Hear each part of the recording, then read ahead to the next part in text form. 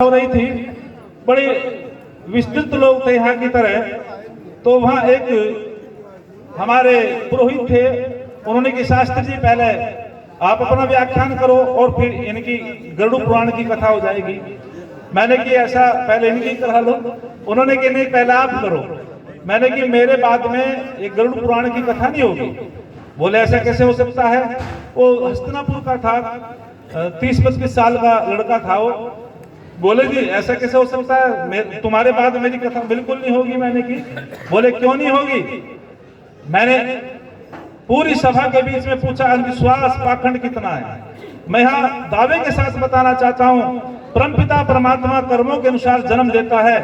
कोई गायत्री कराओ या ना कराओ, गायत्री तो जीवित व्यक्ति के लिए होती है। गायत्री में तो बुद्धि की विशेष प्रार्थना की गई है, लेकिन इस समाज को एक इतना विश्वास की तरफ ले जाया गया कि जो गायत्री करेगा उसको स्वर्ग मिलेगा, नहीं करेगा नहीं मिलेगा। परमात्मा तो न्यायकारी है, ऐसा बिल्कुल नहीं हो सकता।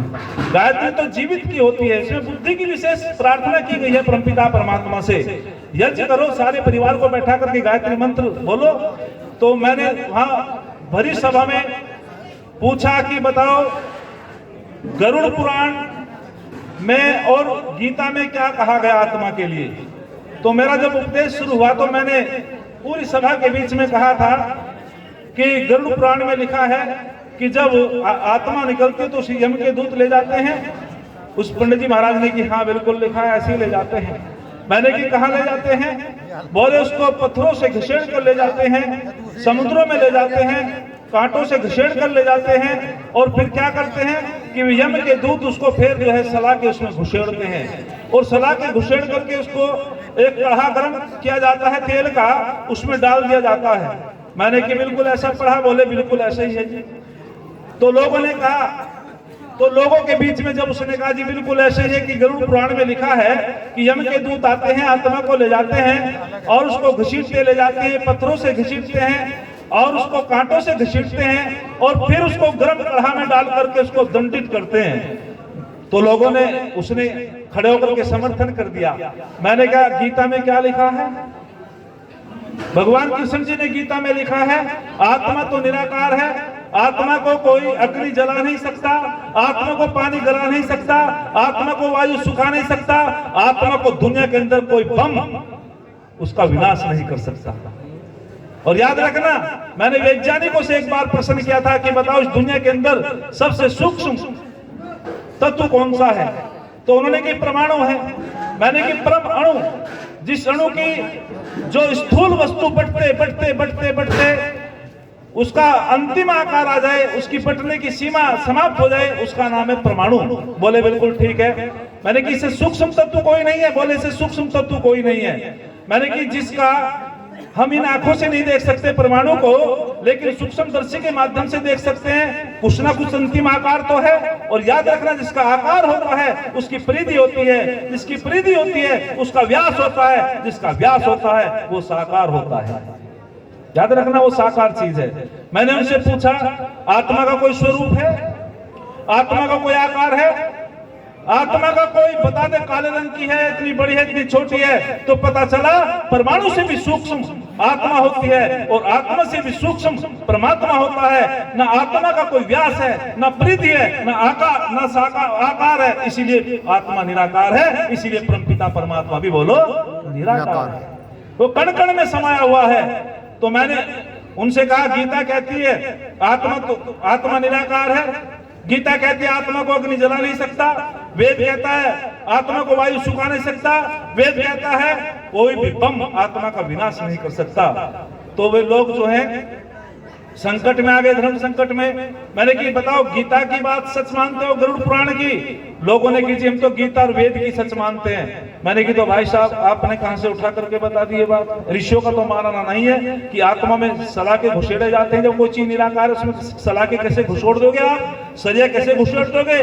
उसने कि आपको पता नहीं शास्त्री जी। मैंने कि तुम बता दो। बोले ऐसा है कि उस आत्मा को दूसरा शरीर दे दिया जाता है और वे यम के दूत उसको दंडित करते हैं। मैंने कि हाँ भी तू ही फंसेगा। बोले कैसे? जो जो उसने पाप किए थे और वहां यम के दूतों ने उसे दूसरा शरीर देकर के उसको दंडित कर दिया गया, उसको कढ़ा में जो कढ़ा था उसमें तेल था, उसमें सला के डाल करके उसको दंडित किया, तो फिर तो कुछ दंड नहीं मिलना चाहिए था। जो जो उसने पाप किए थे वो तो दंड वही मिल गया। बोले बिल्कुल। मैंने कि तो फिर ऐसा अंतर क्यों होता है? जब जन्म होता है तो सारे एक समान क्यों नहीं होते हैं? कोई लंगड़ा पैदा होता है, कोई काना पैदा होता है, कोई गरीब पैदा होता है, कोई काला पैदा होता है, कोई अमीर पैदा होता है, कोई सुंदर पैदा होता है। तो फिर तो इस प्रकार से तुम्हारा परमात्मा न्यायकारी नहीं है।